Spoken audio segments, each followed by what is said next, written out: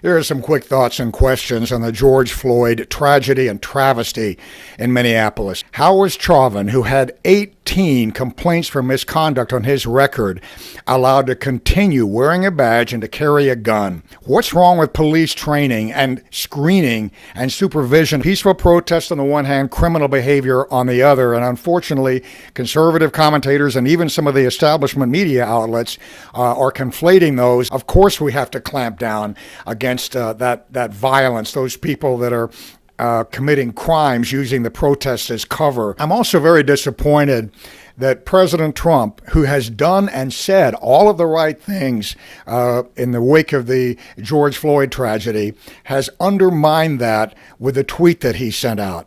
President Trump, at the very beginning, after seeing the video, expressed his outrage at what Chauvin did to George Floyd.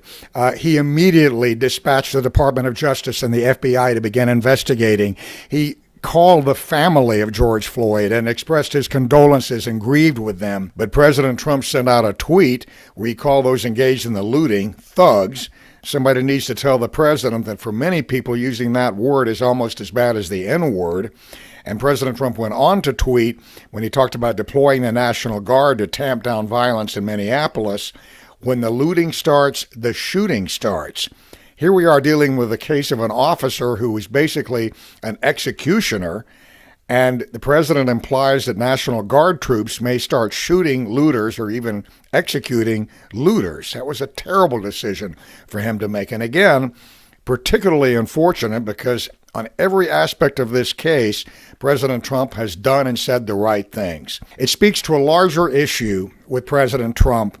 He has done so many beneficial things for African Americans. The First Step Act, which he championed and signed, and that's allowing thousands of people to be released who did not from prison, who did not commit violent crimes, mainly low-level drug offenders, a disproportionate number of them African Americans. Opportunity zones, which for the first time created big tax incentives for investors to invest in our most distressed inner cities, creating jobs, creating hope for the residents of those inner cities. President Trump was the first to pass a law, push a law, and get a law passed that provides enduring funding for historically black colleges and universities. President Trump did all of that, and he worked closely with South Carolina Senator Tim Scott to make that happen. Senator Scott is a very impressive man.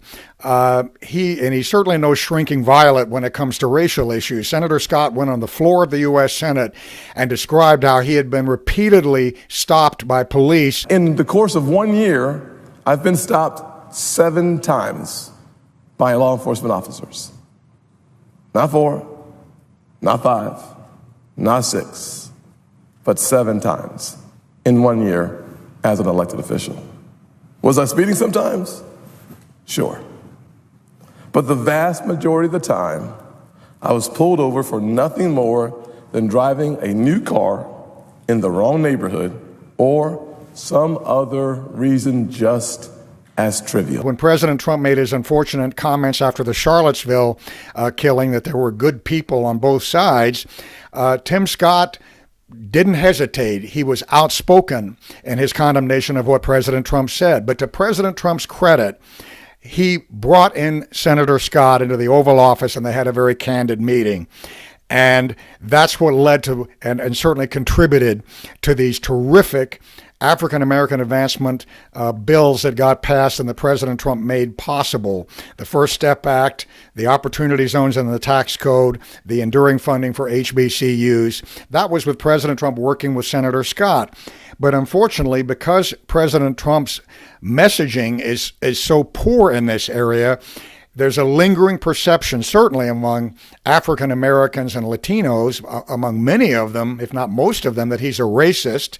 A lot of unaligned white voters, young people, they're not necessarily Democrats, but they look askance at President Trump because they're disturbed by what they see as, at best, racial insensitivity and racism at worst, when again, President Trump's record is exactly the opposite. President Trump should not send out any tweets that in any way have to do with racial issues or racially charged topics in our country without it being vetted by Senator Scott first. If Senator Scott is cool with it, President Trump should go with it. I think that would be a great way to enable President Trump to improve his messaging and stop undermining the very good things that he's doing for African Americans in the United States. If one good thing can come of this tragedy with George Floyd, it would be a national conversation about the situation in our inner cities. In my previous video on my YouTube channel, I laid out specific